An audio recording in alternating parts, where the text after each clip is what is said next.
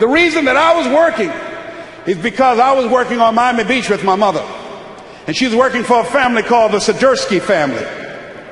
And one day when I was outside raking the yard, I came in, and my mother was on the floor, on her knees, cleaning up some grease spots that Mrs. Sidursky had spilt some grease. My mother was 56 at the time. She adopted us when she was 40. And I came in. My mother had arthritis in her knees. And I could hear her moaning at different times when she moved on her knees on this hard linoleum floor. And I said, Mrs. Sidursky, can I do that for my mother and you can have her do something else? She said, if it's all right with Mamie.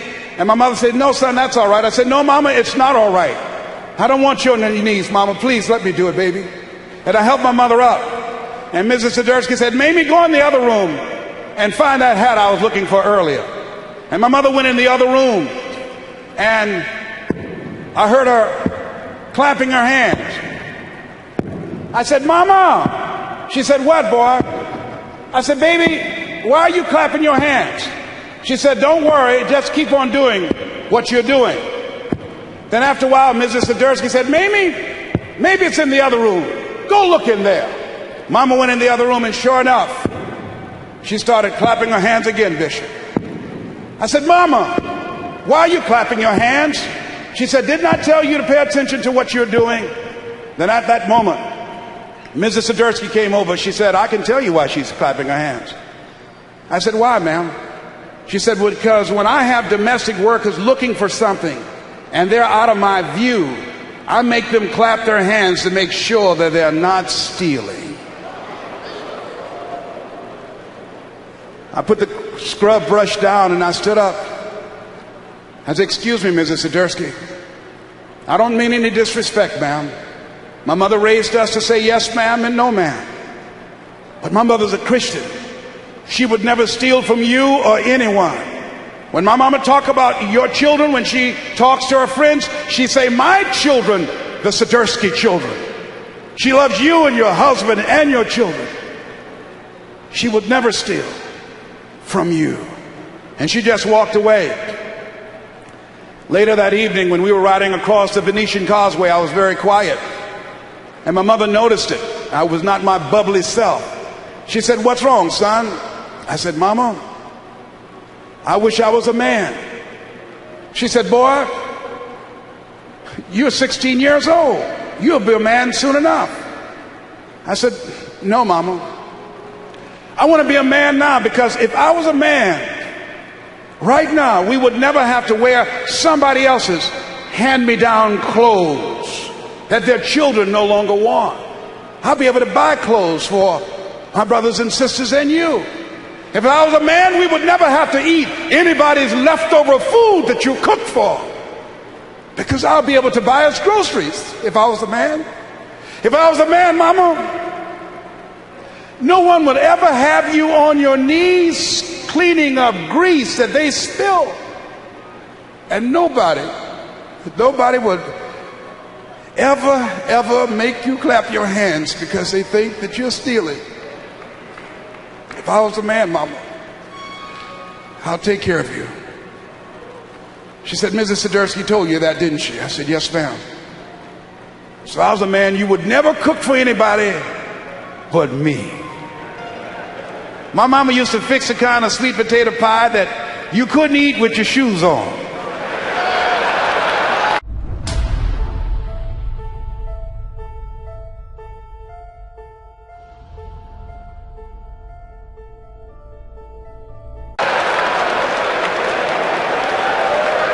You had to take your shoes off so you can wiggle your toes. And when we would go door to door, sometimes as late as 10 o'clock at night, I would knock on the door. Who's there? Would you like to buy a nice working television set? No money down? Boy, are you crazy? Yes, I am crazy. I'm crazy about my mama, and I'm going to take care of her. And I'm going to sell a television set tonight, and it might as well be you.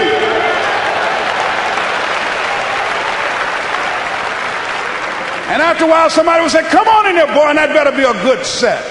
What are the reasons?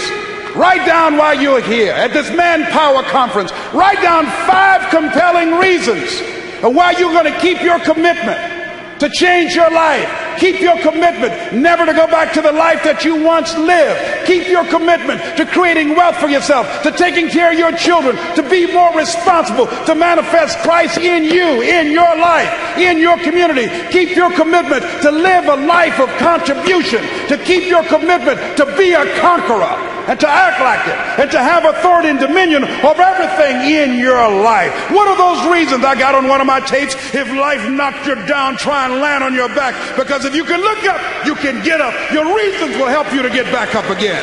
They'll be your rod and staff to comfort you. So you got to write down 5 reasons on everything that Bishop is saying and Bishop Merritt and all the different speakers and the relationship seminar that Brother Lewis Greenup will do. How you will incorporate the principles from this Manpower Conference in your life and live them and manifest them and support them. Now here's one second to the last thing. Let us say together, you got to be hungry. Hold it. Mr. Washington, Mr. Brown, what do you want to do? Well, sir, I'd like to be a disc jockey. Mr. Brown, if you want to be a disc jockey, you got to be hungry. What do you mean by that, sir? You've got to be willing to do the things that others won't do in order to have the things tomorrow others won't have. He said you got to work on yourself, develop your mind. You don't get in life what you want, you get in life what you are. Always strive to get on top in life, because it's the bottom that's overcrowded. You got to be hungry. I said, yes, sir, I'm hungry. I want to be a disc jockey, sir. He said, is that right? I said, yes, sir. He said, start listening to Paul Harvey. Start listening to people who are effective communicators.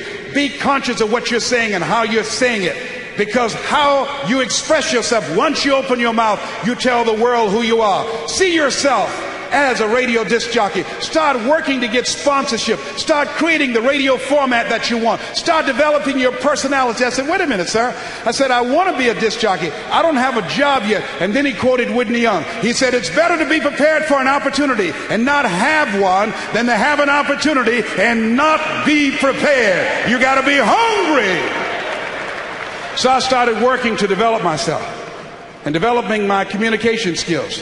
I expected to have a radio program, so I created my formats. I started learning how to write commercials and do jingles. And then I came to him one day. I said, okay, Mr. Washington. He said, okay, Mr. Brown, remember, you've got to be hungry. You don't have a college degree. You have no journalism. You have no broadcasting. This is a very crowded field. It's very, very competitive, Mr. Brown. You're going to face no and rejection every day. But if you're hungry enough, the world will make a place for you. So I went to apply for a job on Miami Beach to Milton Butterball Smith, the program director. Hello, Mr. Butterball. How are you, sir? My name is Les Brown, sir. I like to be a disc jockey. You have any journalism in your background? No, sir. You have any kind of broadcasting experience? No, sir, but I've been training myself, sir. Let me audition for you. Let me show you how good I am. He said, I'm sorry, we don't have any job for you. I was discouraged. I went back and I told Mr. Washington. I said, Mr. Washington, they said no. He said, don't take it personally. Most people are so negative, they have to say no 7 times before they say yes. He said, you got to be hungry. Go back again. I said, yes, sir. Hello, Mr. Butterball. How are you, sir? My name is Les Brown, sir. I like to be a disc jockey. Weren't you here yesterday? Yes, sir. Didn't I tell you no yesterday? Yes, sir. Then why are you back today? Well, sir, I didn't know whether or not somebody was laid off or somebody was fired, sir. No one was laid off. No one was fired. I came back the next day. Hello, Mr. Butterball. How are you, sir? My name is Les Brown, sir. I like to be a disc jockey. I know what your name is. Weren't you here the last 3 days? Yes, sir. Didn't I tell you no the last 3 days? Yes, sir. Then why are you back today? Well, sir, I didn't know whether or not someone got sick or someone died, sir. No one got sick. No one died. No one was laid off or fired. Now, don't you come back here again. I came back the next day talking loud, looking happy, like I was seeing you for the first time. Hello, Mr. Butterball, how are you? He looked at me with rage. He says, go get me some coffee. I said, yes, sir.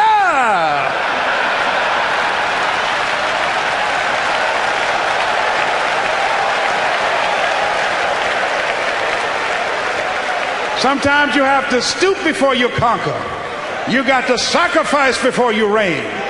So I became the errand boy for the disc jockeys. I'll go get their lunch and their dinner, and I'll stand in the control room, and I would not leave until they would ask me to. Then pretty soon they trusted me to pick up entertainers that came to town. Entertainers like Diana Ross and the Supremes and the Four Tops and Gladys Knight. I used to drive them all over Miami Beach in the disc jockeys' big long Cadillacs. I didn't have any driver's license, but I was driving like I had some.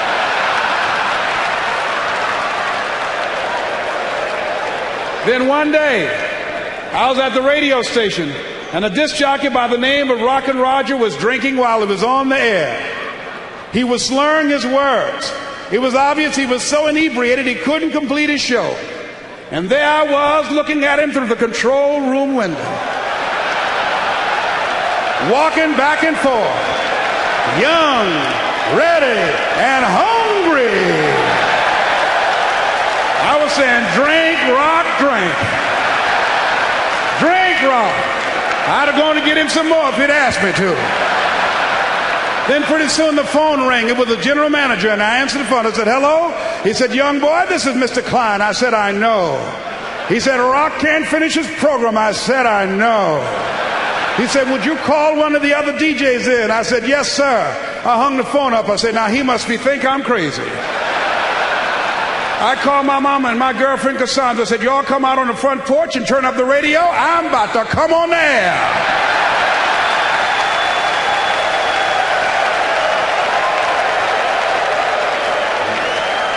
I waited for about 20 minutes and I called him back. I said, Mr. Klein, I can't find nobody. He said, young boy, do you know how to work the controls? I said, yes, sir. He said, go in there and segue the records and don't say nothing here. I said, yes, sir.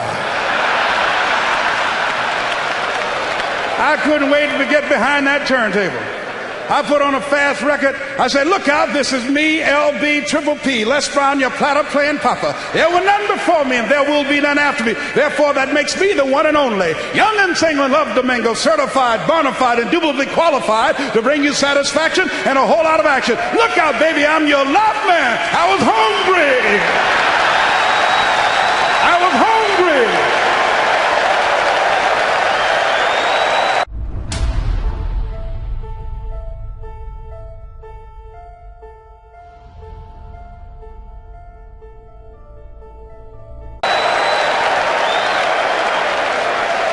Shake somebody's hand on your right and left and say, you got to be hungry.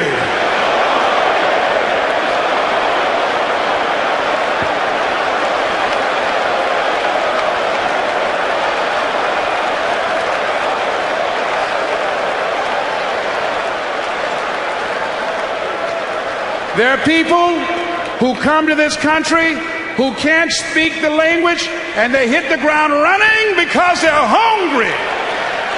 The people that are hungry are willing to do the things today others won't do in order to have the things tomorrow others won't have. The people that are hungry are willing to make it okay to fail. They are risk takers. The people that are hungry are willing to reinvent themselves, to develop themselves. They know you don't get in life what you want, you get in life what you are. The people that are hungry have goals and practical steps that they engage in and day out. And here's the second to the last principle. Write this down. Repeat after me. OQP. Only quality people. Yes. I want you to connect with at least 10 men before you leave here. Get their names, addresses, and phone numbers. 10 men who are dreamers. 10 men who want to do something with their lives. 10 men that you can get together and make a covenant. Where 2 or 3 are gathered in my name, I will be among you. Get together with 10 men who want to develop themselves, who want to grow, who want more out of life, who see themselves in the future doing better than they have right now. 10 men who've decided that the manpower experience will not just be an emotional catharsis, but they're going to go out and live the message that they've heard preached from this pulpit up here. 10 men who've decided to get serious about their lives, to make a commitment, to commit themselves and their ways and their behaviors and their habits to achieve a better life for themselves, for their families, and the communities and the people that they care about. Attach yourself with 10 men. Why? That gives you hope when there's hope in the future. That gives you power in the present. Let me tell you what happened. Scientists did an experiment with rats. And they dropped them in water and they watched them and they timed it. And these rats swam for about 45 minutes and drowned. And then they put in another group of rats, and they watched them, and just before they drowned, they took them out and they let them rest. Then they put in another group of rats, including the ones that had been in before and were saved.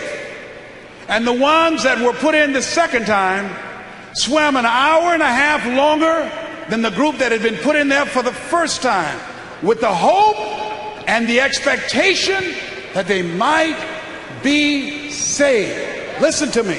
The power of assembly, the power of relationships. One goose can fly 75% further in formation with other geese than it can ever fly by themselves. It's important. You find some men here who are serious. Oh, there are people who just came just to see. But there's some men here who are serious, who said, I'm going to change. I'll never be the same again. I want God to use me in a special kind of way. You want to find those men. See, there are two types of relationships. There are nourishing relationships and there are toxic relationships. Most people, when you leave here and you face the world and all of your negative, toxic family members and friends, it will knock the wind out of you. That's why you got to have 10 men to stay in your ear, so when you break down, and you're going to break down, when you go back to the fiery furnaces of this world and you'll forget everything you heard here, these men can stand with you.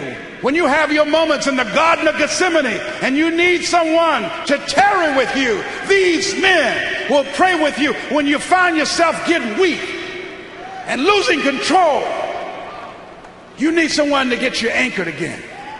And these 10 men make this the greatest manpower conference ever because of the relationship that you're going to develop with 10 men who share your vision for a better future. Can I get your commitment on that? And let me share something. There's nothing as powerful as a made-up mind. The human will. For Nelson Mandela, you look at your dream and think they're against the odds. A man being incarcerated for 26 years, with every major government in the world supporting his government and his oppression of his people, in prison.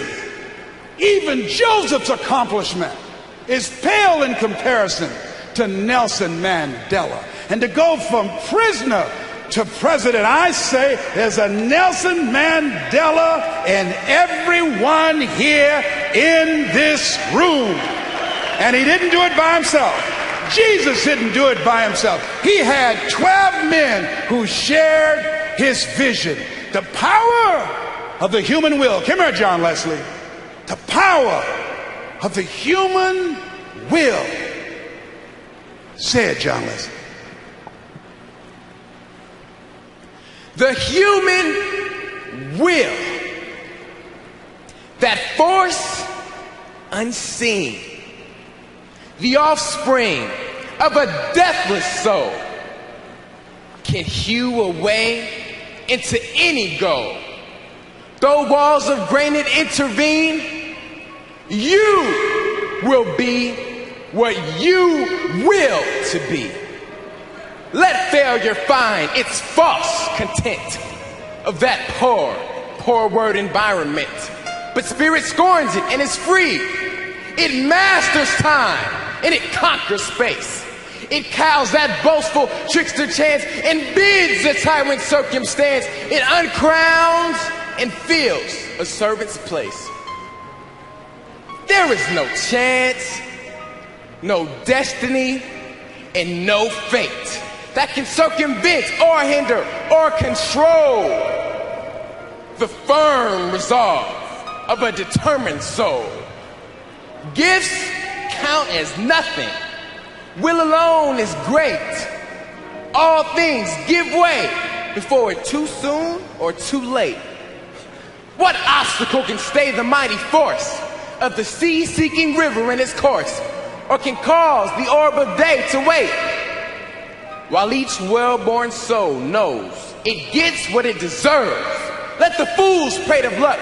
The fortunate is he whose earnest purpose never swerves, whose slightest action or inaction always serves that one great aim.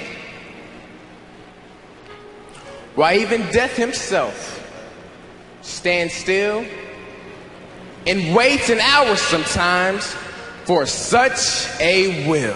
Thank you.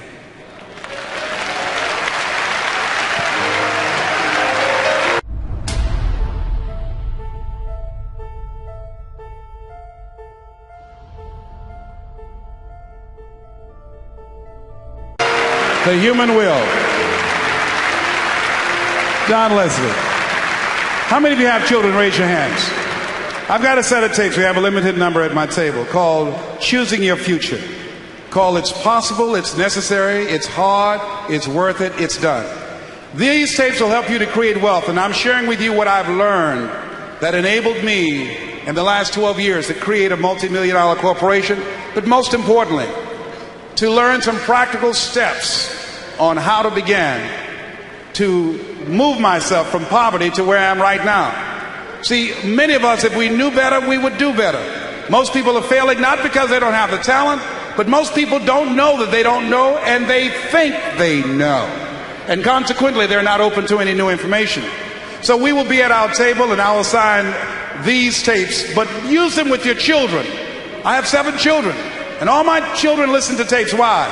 Because we just can't leave our children's mind out here to a lot of this filth and garbage they call rap music, listening to profanity day in and day out. Words are very powerful. There's an old saying, evil prevails when good men and women do nothing. So we've got to give our children some other options. And don't tell your children, just listen to the tape. That won't work. No. Don't give these tapes to people that you care about and say, listen to this. They won't do it. Why? Because of ego. Ego means edging God out. No, here's what to do. Get your children in the car, get on the expressway, and put the tape in. See, I can say the same thing you say, but because they don't know me, they're here differently. The hardest people to reach are the people that are closest to you. And then put the tape in. Don't say listen to it, just put the tape in. And then after that, when it runs out, flip it over and put the second side on. And then pretty soon they'll start listing themselves. A lady saw me in the hotel. She said, Mr. Brown, if I'd known you were here, my God, she said, I would have brought more people. She said, let me tell you something. I did what you said. My son was on drugs, dropped out of school. He started listening to the tapes. He got off drugs. He got back in school, came home one day. He got a decent haircut, took his earring out, pulled up his pants, and took a bath. She said, had I known you were going to be in town, I'd have brought my husband here. So I don't know what your goals are, but we will have this. And also, those of you that are involved in sales, we have a set of tapes called Selling Your Way to Greatness. And other tapes out there that as you listen to these tapes, I guarantee you, they'll change your life. And I'll be at the table, and I'm looking forward to shaking your hands. In addition, those of you that are interested in motivational speaking, let me be your mentor. Let me help you learn how to develop your communication skills, because that's not what I have as a gift. I gave you a health form to fill that out and get that back to us. But those of you that have not had your prostate examination, I want your commitment to protect yourself and your family by getting your examination. And I'd like to thank Bishop T.D. Jakes for giving me this opportunity to spend this time with you. And I want to share this with you. And my saying that this has been an incredible experience for me. Last night he said to me, he said, I want the people don't nobody else want. I said, that's my life. That's who I am. I wasn't born just to teach those who have how to get more. I know what it is to feel inferior. I don't have any college training. And I said, Lord, give me an opportunity. I said, if you help me get this home for my mother, if you help me change my life, I said, I'll help others like me. I'm not wearing any crown. I'm still growing. I'm still developing. When I'm like the woman who said, Lord, I ain't what I want to be, ain't what I'm going to be, and thank God I sure ain't what I was. So I like to leave this with you that I'm known by, that my mother used to love to hear me say. And I dedicate this to you and to the bishop. It says simply this: if you want a thing bad enough, to go out and fight for it, to work day and night for it, to give up your time, your peace, and your sleep for it. If all that you dream and scheme is about it, and life seems useless and worthless without it, and if you gladly sweat for it and fret for it and plan for it and lose all your terror of the opposition for it, and if you simply go after that thing that you want with all of your capacity, strength and sagacity, faith, hope, and confidence, and stern pertinacity, if neither cold poverty, famish or gulf, sickness or pain of body and brain can keep you away from the thing that you want, if dogged and grim you besiege and beset it, with the help of God you'll get it. This has been Mrs. Mamie Brown's baby boy, Leslie Calvin Brown, say, go to the top because you are armed and dangerous. Thank you very much.